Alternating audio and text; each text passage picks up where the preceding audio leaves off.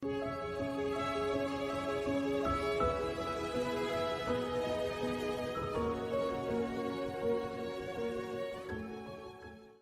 mga petsa talagang mas madaling tandaan kaysa sa iba dahil sobrang tumatak ang mga ito sa atin.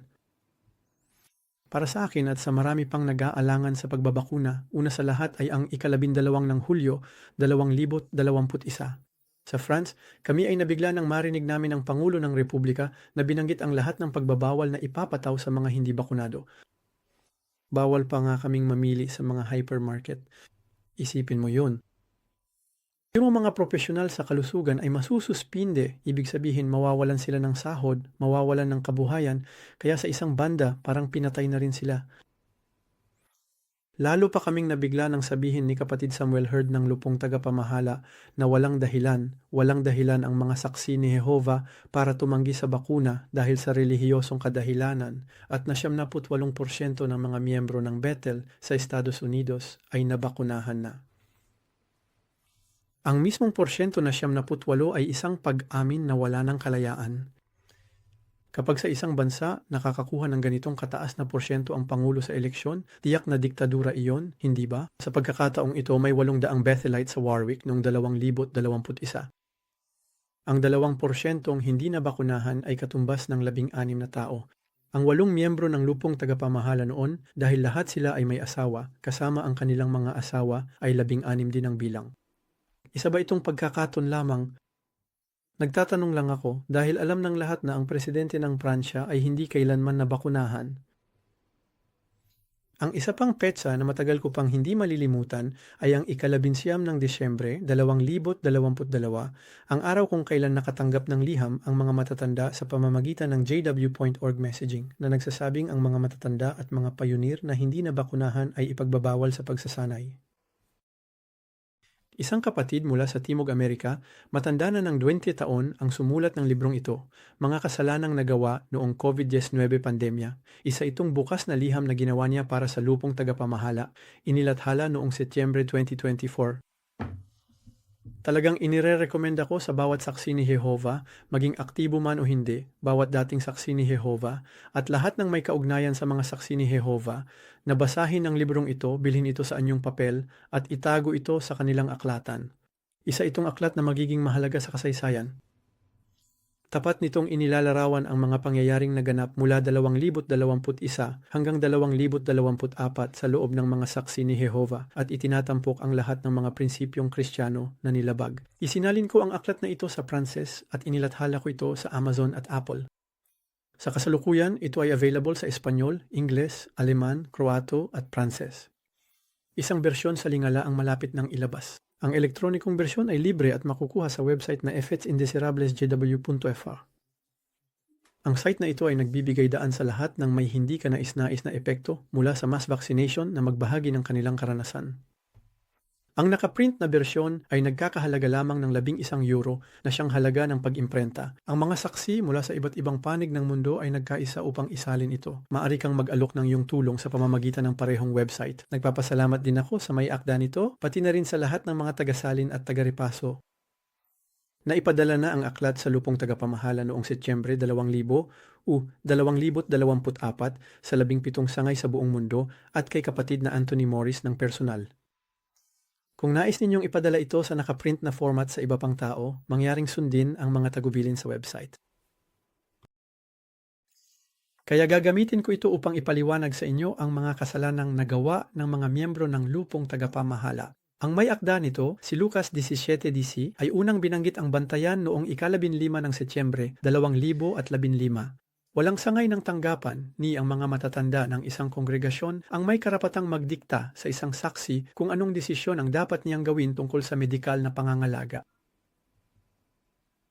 Sino ang hindi sumasang-ayon diyan? Lahat ay sumasang-ayon. Sa katunayan, ito ay kinumpirma noong Abril 2021 sa liham ng Lupong Tagapamahala sa mga asembleya sa buong mundo. Paalala, Abril 2021 nagsimula ang malawakang kampanya ng pagbabakuna noong Disyembre 2020. Sinabi sa liham na ito, ang pagpapabakuna ay isang personal na desisyon. Dahil dito, ang pag-ibig, ang Kristiyanong pag-ibig, ay ang igalang ang desisyon ng bawat isa batay sa kanilang konsensyang hinubog ng Biblia at huwag pilitin ang sinuman na gawin ang parehong ginagawa natin. Hindi ka panipaniwala, lalo na kapag alam mo ang mga sumunod na nangyari. Kaya hanggang Abril 2021, iginagalang ang konsensya ng bawat saksi ni Jehova. Ang mga saksi na tumatanggi sa bakuna dahil sa konsensya, tulad ko, ay walang dapat ikabahala. At saka, lahat ay nagkakarespeto sa isa't isa. May ilan, bagamat kaunti lamang, ang naunang nagpabakuna kahit na nauna pa sila sa iba. At ang mga tumatanggi sa bakuna dahil sa konsensya ay malayang nagsasabi na hindi nila ipapahamak ang kanilang sarili sa pagpapabakuna. Ang mga kongregasyon ng mga saksi ni Jehova ay namumuhay ng payapa pagdating sa usaping ito. Ngayon, maglalagay ako ng panaklong para sabihin na ang mga hindi nabakunahan na tinatawag din sa mapanirang paraan na anti-vax ay hindi naman pumipigil sa sinuman na magpabakuna. Ang hinihiling lang nila ay ang kalayaan sa pagpili ng paggamot, ang kalayaan na magpagamot ayon sa kanilang kagustuhan. Habang ang pagbabakuna ng RNM ay ipinagbabawal sa ilang estado sa Estados Unidos, wala namang kinalaman dito ang mga hindi nabakunahan. Sila, para sa kanila, ang pinakamahalaga ay ang kalayaan sa pagbabakuna. Simula Hulyo 2021, ang mga miyembro ng Lupong Tagapamahala ay nagsalitan upang unti-unting impluwensyahan ang lahat ng saksi ni Jehova sa buong mundo na magpabakuna. Nawala na ang konsensyang Kristiyano. Kailangan naming maging mga walang kwentang alipin at kailangan naming sumunod, yun lang at wala nang iba. Dapat kilalanin na ang mga miyembro ng Lupong Tagapamahala ay napakahusay sa pagmamanipula ng mga tao ng mahinahon, tulad ng unti-unting paghigpit ng bisagra sa isang bagay hanggang sa ito'y mabasag. Tila matagal na itong inihanda dahil noong panahong iyon, naalala ng bawat saksi ni Jehova ang mga sinabi sa bantayan noong 2013 na nagsabi, "Sa panahong iyon, ang bantayan ay tumutukoy sa isang panahon sa hinaharap. Maaaring hindi mukhang makatuwiran sa pananaw ng tao, ang mga mahahalagang tagubiling matatanggap ninyo mula sa organisasyon ni Jehova, ngunit lahat tayo ay kailangang maging handang sumunod sa anumang tagubiling matatanggap natin, kahit na ito ay tila hindi makatuwiran sa pananaw ng tao o estratehiya." Malinaw na malinaw pa sa akin ang mga salitang ito na inulit ng 2 o 3 beses sa loob ng 5 taon at nasabi ko sa sarili ko noong narinig ko iyon, kung sakaling hilingin sa iyo ng Lupong Tagapamahala ang isang bagay na salungat sa iyong konsensya at maaaring maglagay sa panganib ng iyong buhay, kailangan mong sumuway. Dumating na nga ang sandaling iyon. At naalala ko noon ang isang mahalagang pangyayari sa buhay ko, ang pagtanggi kong magsundalo dahil ayokong pumatay ng kapwa ko. At dito, hindi ko naman inilalagay sa panganib ang aking buhay o ang buhay ng iba, kahit na iba na ang sandata sa pagkakataong ito. Ang tanong na itinatanong ng lahat ng mga saksi ni Jehova noon, ano nga ba ang nagtulak sa Lupong Tagapamahala na lubusang baguhin ang kanilang pananaw at gumawa ng mga hakbang na laban sa turo ni Kristo? Babalikan ko yan sa susunod na episode. Pero sa ngayon, pag-usapan natin ang mga kasalanang nagawa. Malinaw na ipinailalim ng Lupong Tagapamahala ang pagsunod sa gobyerno kaysa sa budhing Kristiyano, nilalabag ang sarili nilang mga salita at ang mga salita ni Jesus. At sinipi ko mula sa librong The Sins Committed During the COVID-19 Pandemic, kung ang isang autoridad ay humihingi ng isang bagay na sumasalungat sa isang maayos na naedukang budhing Kristiyano, lumalampas ito sa mga hangganang itinakda rito ng Diyos. Kapag hinihingi ni Cesar ang para sa Diyos, kailangan nating kilalanin na ang kalooban ng Diyos ang dapat mangibabaw. Sa pagkakataong ito, kaugnay ng pagbabakuna, maraming gobyerno sa mundo ang gumawa ng mga hakbang na salungat sa sarili nilang konstitusyon. Ganoon kalakas ang manipulasyon ng Lupong Tagapamahala na nakita kong unti-unting bumigay ang mga kapatid ko na dati ay nag-aatubili o talagang tutol sa pagbabakuna. Napakalakas ng presyon mula sa grupo. Dahil para sa isang karaniwang saksi ni Jehova, ang pagsunod sa Lupong Tagapamahala ay katumbas ng pagsunod sa Diyos. Walang pagkakaiba. May ilan pa ngang tumatawag sa organisasyon ng mga saksi ni Jehova bilang ating ina. Kaya kung sabihin sa iyo ng iyong ina na magpabakuna ka, wala ka nang dapat pagdudahan o tanungin pa.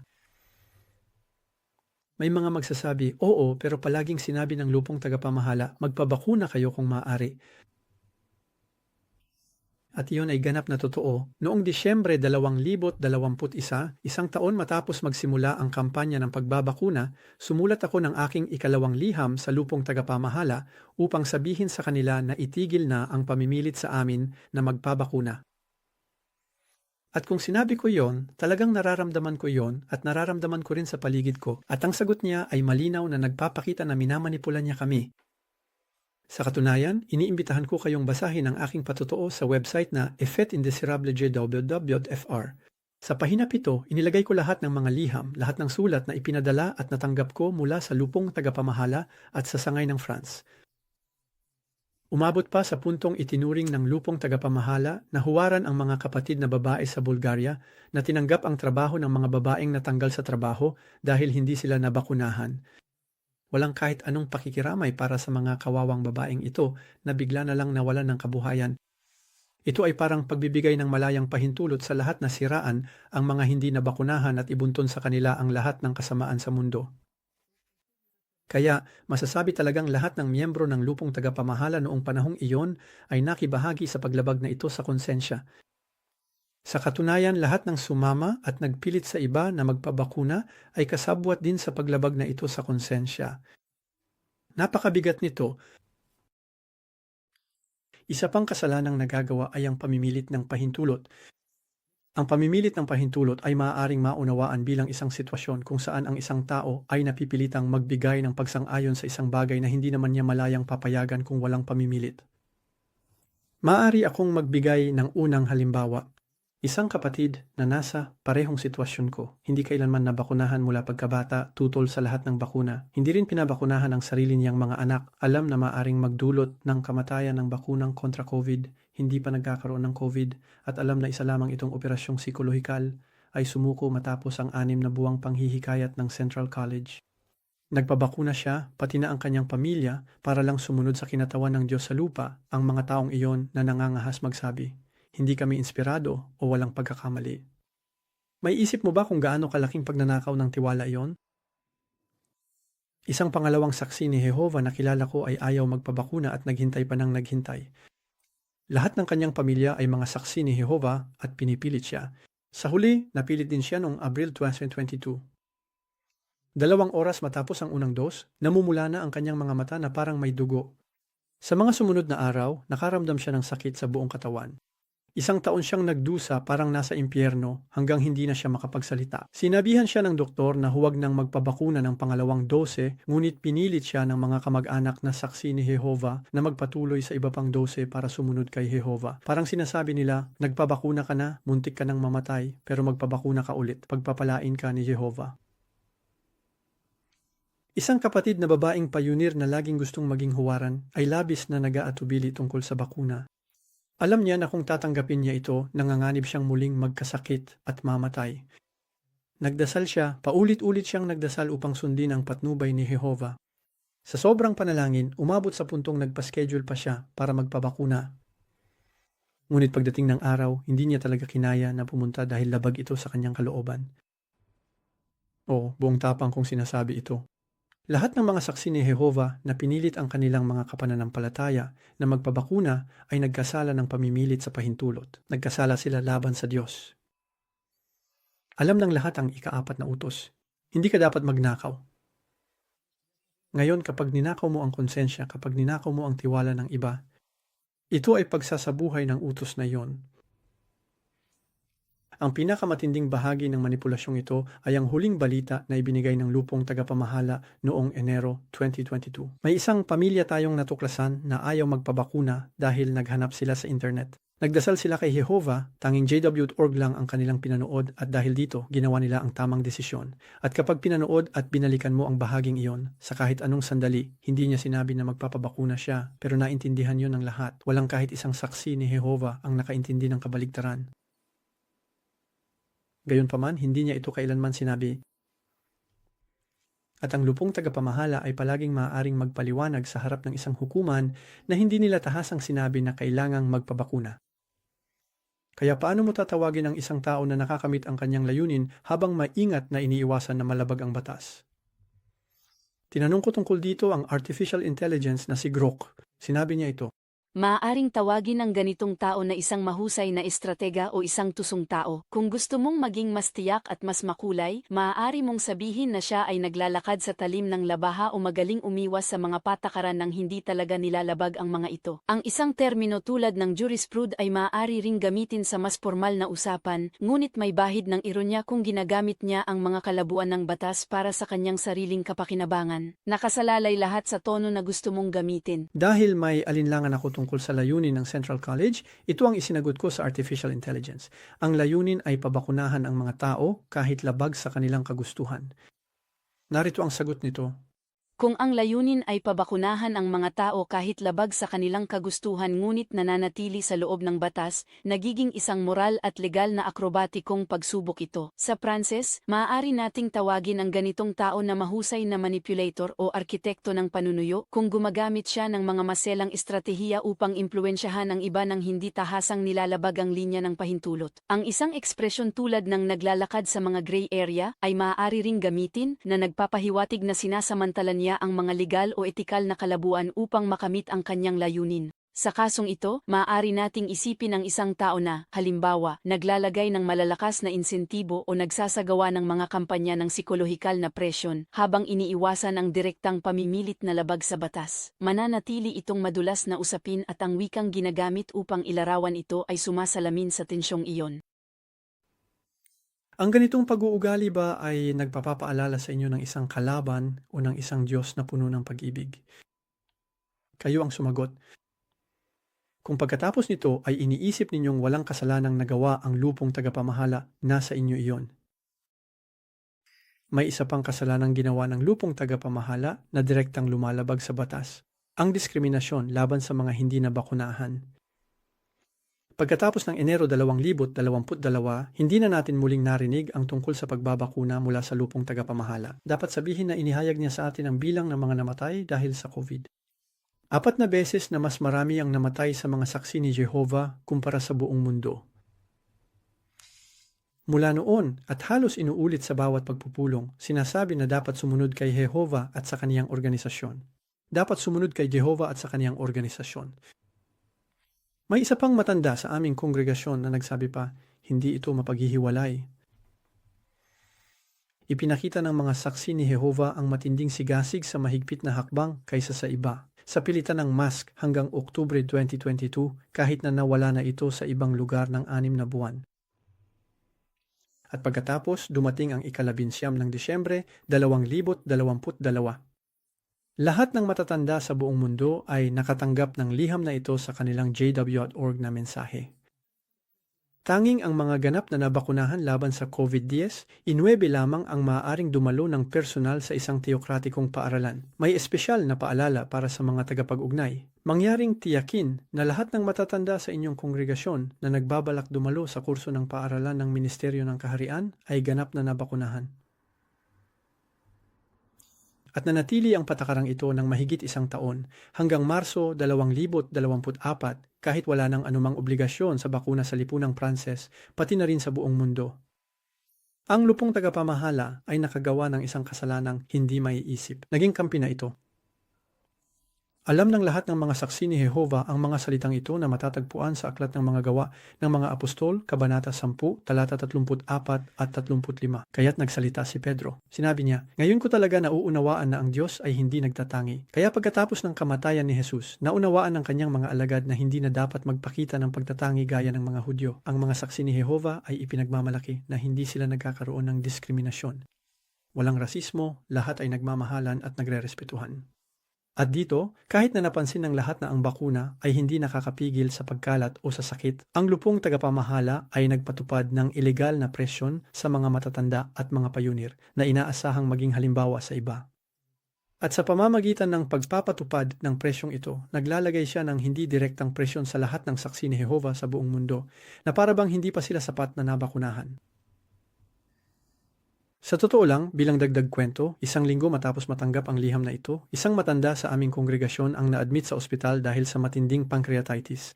Isa ito sa mga hindi ka nais-nais na epekto ng bakunang kontra COVID. Tiyak na sumunod siya sa liham na iyon sa pagkumpleto ng schedule ng bakuna at pagpapabakuna ng ika-3 o ika-4 na dose. Dapat ninyong malaman na ang mga matanda sa pangkalahatan ay lubos na alam ang mga hindi ka nais-nais na epekto ng bakuna at ginagawa lamang ang kinakailangang minimum upang sumunod.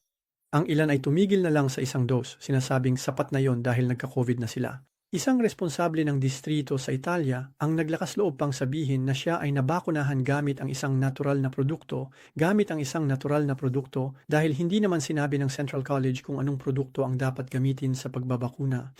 Maaari ninyong mabasa ang lahat ng mga anekdotang ito at marami pang iba sa pamamagitan ng pagbabasa ng maraming testimonya sa website na effectsindesirablesjw.fr.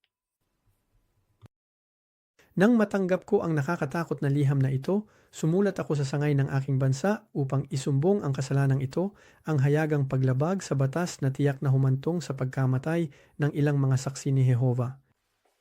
Bakit ko sinabing tiyak? Dahil mula nang magsimula ang mga pagbabakuna laban sa COVID, mayroong karaniwang 1 namatay sa bawat 1,000 iniksyon. Ibig sabihin, para sa 3 dose, may 1 namamatay sa bawat 300 nabakunahan. Dahil sa may 10% ng mga matatanda sa hanay ng mga saksi ni Jehova, kaya mga 800,000 matatanda, nangangahulugan ito ng higit sa 2,660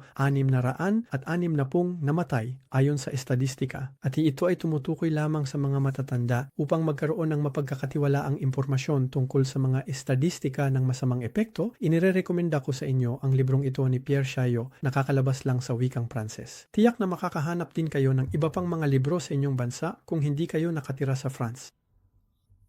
Ang sangay ng mga saksi ni Jehova sa France ay hindi sumagot sa akin ng direkta, ngunit gumawa ng mga hakbang upang pilitin akong magbitiw. Ang 10 matatanda sa aking lupon ng mga matatanda ay pawang naging kasabwat at pinilit nila akong gumawa ng liham ng pagbibitiw. Wala ni isa sa kanila ang nagtanggol sa akin. Wala ring nangahas na isiwalat ang kasalanang ito at ang paglabag na ito sa batas. Lahat sila ay naging parang mga robot na. Pagkatapos ng 25 taon ng tapat at maayos na paglilingkod, pinaalis ako dahil hindi ako nabakunahan at dahil tinutuligsa ko ang lantad na diskriminasyon. Ang tanong na dapat itanong ng bawat dating miyembro at maging ng bawat saksi ni Jehova na alam na ang mga miyembro ng lupong tagapamahala ay nagkasala ng malubha. Tinutuligsa ko ba ang kasalanang ito o tinatakpan ko ito? At hindi ito maliit na kasalanan. Ang mga kasalanang binanggit ko ay nagdulot ng kamatayan ng 10,000 saksi ni Jehova. Bilang pagtatapos ng episode na ito, masasabi kong nagkasala ang lupong tagapamahala laban sa Diyos sa pamamagitan ng paglabag sa budhi ng milyon-milyong saksi ni Jehova sa pagkuha ng pahintulot ng mga saksi ni Jehova sa pamamagitan ng mahusay na paggamit ng sining ng manipulasyon, sa pagdiskrimina sa mga hindi nabakunahan at sa paghingi ng status ng bakuna ng mga tao kahit na ito ay isang mahigpit na kumpidensyal na impormasyon na protektado ng medikal na lihim. Alam ninyong ang mga kasalanang ito ay malinaw ding paglabag sa batas. Ito ang magiging paksa ng ating susunod na episode. Pag-uusapan natin sa isang banda ang pagpapatawag sa mga miyembro ng lupong tagapamahala sa isang komite ng disiplina sa relihiyon, kung paano maging malaya sa pagsasalita tungkol sa paksang ito at kung ano ang maaaring gawin ng bawat isa sa hustisya ng kanilang bansa upang hatulan ang mga paglabag na ito. Hanggang sa susunod na linggo.